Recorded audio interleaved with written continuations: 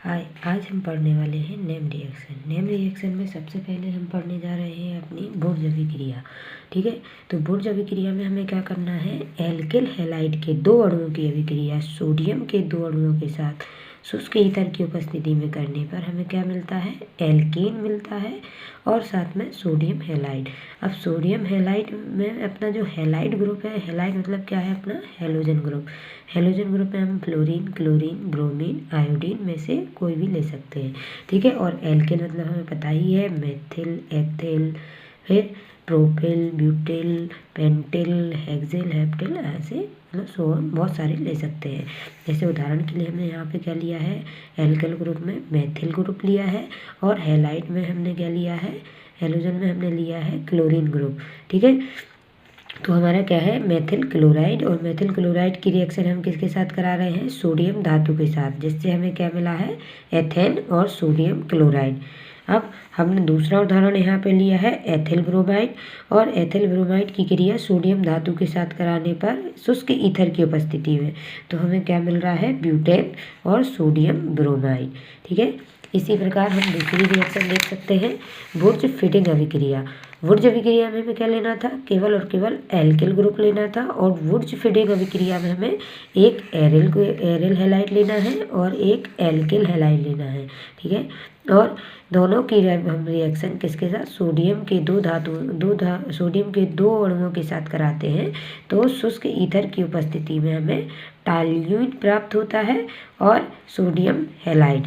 उदाहरण के लिए हम देख सकते हैं क्लोरोबेंजीन की क्रिया, जब हम सोडियम धातु के साथ कराते हैं और साथ में मेथिल क्लोराइड के साथ, तो हमें शुष्क ईथर की उपस्थिति में टॉल्यूइन प्राप्त होता है और सोडियम क्लोराइड।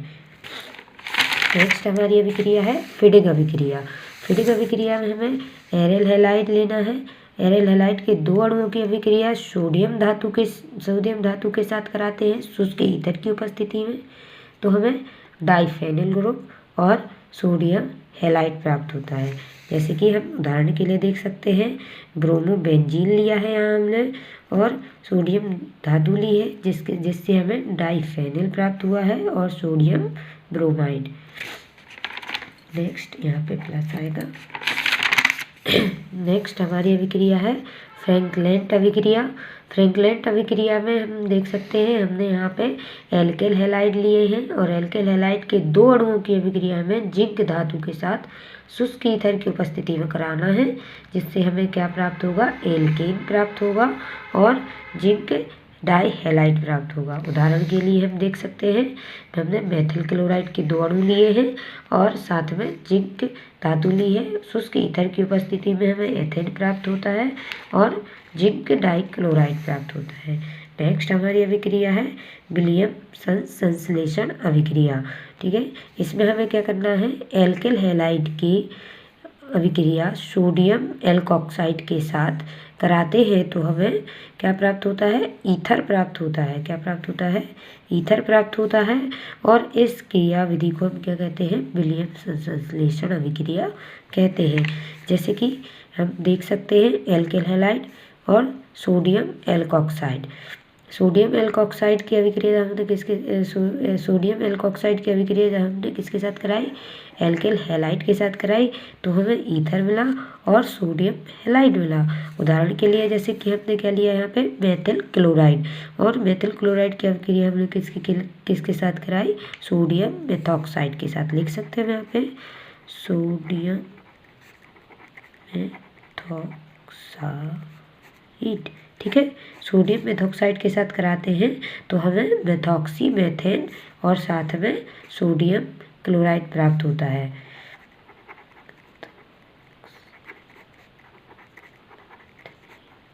और साथ में सोडियम क्लोराइड। ठीक है, जैसे कि अब हमारी नेक्स्ट अभिक्रिया है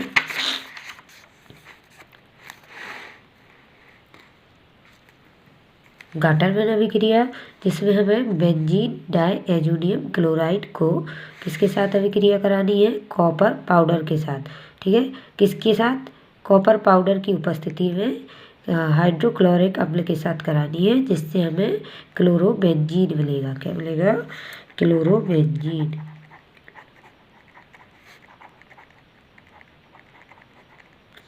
और साथ में नाइट्रोजन गैस निकलेगी और हाइड्रोक्लोरिक अम्ल भी बाहर निकलेगा। ठीक है, तो ये हमारी कौन सी अभिक्रिया है, गाटर-मैन अभिक्रिया।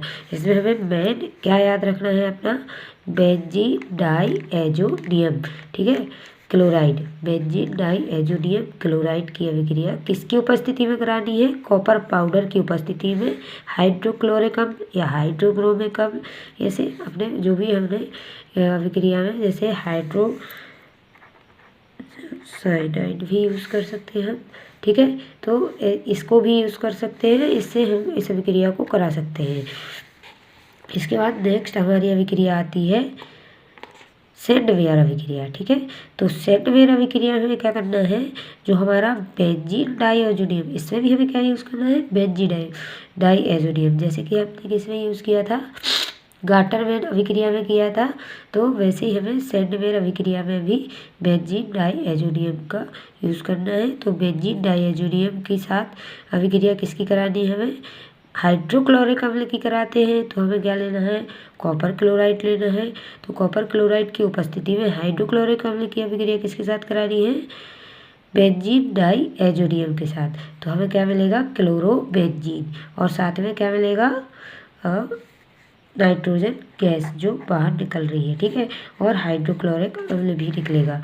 और जैसे कि अगर हम इसी प्रकार अब हम यहाँ पे कॉपर ब्रोमाइड ले रहे हैं, तो कॉपर ब्रोमाइड की उपस्थिति में किसके साथ रिएक्शन कराएंगे हम, हाइड्रोब्रोमाइड के साथ। ठीक है, तो हाइड्रोब्रोमाइड के साथ जब रिएक्शन कराएंगे तो हमें क्या मिलेगा, यहाँ पे ब्रोमोबेंजीन मिलेगा, और साथ में नाइट्रोजन गैस निकलेगी, और हाइड्रोक्लोरिक अम्ल अपना यहाँ से एक क्लोरीन के साथ हाइड्रोजन रिएक्शन करके हाइड्रोक्लोरिक अम्ल निकालेगा।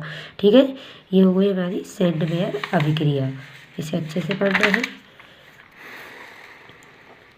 नेक्स्ट हमारी अभिक्रिया आती है गाटर-मैन कोच एल्डिहाइड संश्लेषण। ठीक है, इस अभिक्रिया में जब बेंजीन की अभिक्रिया किसके साथ, HCN तथा HCl के साथ किसकी उपस्थिति में कराते हैं, निर्जलीय AlCl की उपस्थिति में कराते हैं, तो हमें क्या मिलता है, एल्डिहाइड मिलता है। कौन सा एल्डिहाइड मिलेगा, बेंजेल्डिहाइड। ठीक है, तो हम यहाँ पे लिख लेते हैं बेंजेल्डिहाइड। ठीक है, बेंजेल्डिहाइड मिलेगा। ये हमारी कौन सी अभिक्रिया है, गाटर-मैन कोच अभिक्रिया, किसके साथ, बेंजीन के साथ हमें HCN तथा HCl की अभिक्रिया करानी है, किसकी उपस्थिति में, निर्जलीय AlCl की उपस्थिति में, तो हमें क्या मिलेगा, बेंजेल्डिहाइड मिलेगा। ठीक है, नेक्स्ट हमारी अभिक्रिया है राइमर-टीमर अभिक्रिया, जिसमें हमें फेनॉल की अभिक्रिया क्लोरोफॉर्म के साथ पोटेशियम हाइड्रोक्साइड, मतलब हमें क्षारीय ग्रुप लेना है, क्षारीय जो है वो क्षारीय ग्रुप का ले लेना है, तो हमने यहाँ पे क्या लिया है, पोटेशियम हाइड्रोक्साइड। ठीक है, तो फिनॉल की अभिक्रिया क्लोरोफॉर्म तथा पोटेशियम हाइड्रोक्साइड के साथ कितने डिग्री सेल्सियस पे लेना है, यहाँ पे हमने केल्विन में लिया है, तो 340 केल्विन ताप पर क्या करेंगे, इसको गर्म करेंगे। गर्म मतलब हम यहाँ पे निशान बना लेते हैं, तो गर्म करेंगे, हमें क्या मिलेगा, सैलिसिल एल्डिहाइड मिलेगा। ठीक है, सैलिसिल्डिहाइड प्राप्त होगा।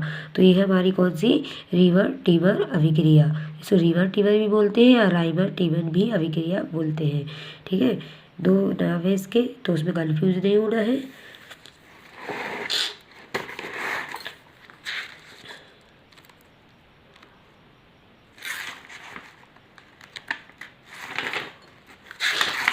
जैसे कि अब हमारी नेक्स्ट अभिक्रिया है इटार्ड अभिक्रिया।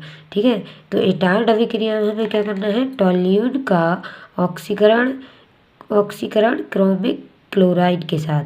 टॉल्यून जैसे हमने यहाँ पे लिखा है, ये क्या है हमारा, टॉल्यून, तो इसका टॉल्यून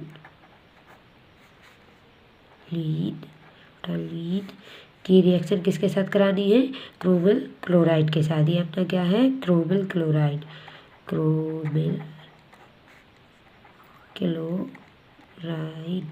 ठीक है, तो क्रोमिल क्लोराइड के साथ कराते हैं, तो हमें क्या मिलता है, टोल्यूट के साथ एक जटिल यौगिक मिलता है। क्या मिलता है? कॉम्प्लेक्स मिलता है, जटिल यौगिक। टोल्यूट के साथ एक कॉम्प्लेक्स मिलता है जिसका हमें क्या करवाना है? जल अपघटन करवाना है। और जल अपघटन करवाने से हमें क्या मिलेगा? एल्डिहाइड मिलेगा। कौन सा एल्डिहाइड मिलेगा? बेंजल्डिहाइड मिलेगा।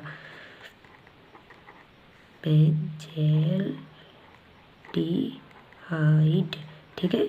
तो यहाँ पे हमें बेंजल्डिहाइड प्राप्त हो जाएगा। ये हमारी कुछ महत्वपूर्ण 10 जैविक रिएक्शन थी। आगे हम 15 और करेंगे, तो लगभग 25 हमारी जैविक रिएक्शन अभी हमारे बुक में जो दी हुई है वो हम करेंगे। तो बहुत ही इम्पोर्टेंट है, इन्हें अच्छे से करिए और अपने नंबर पक्के करिए।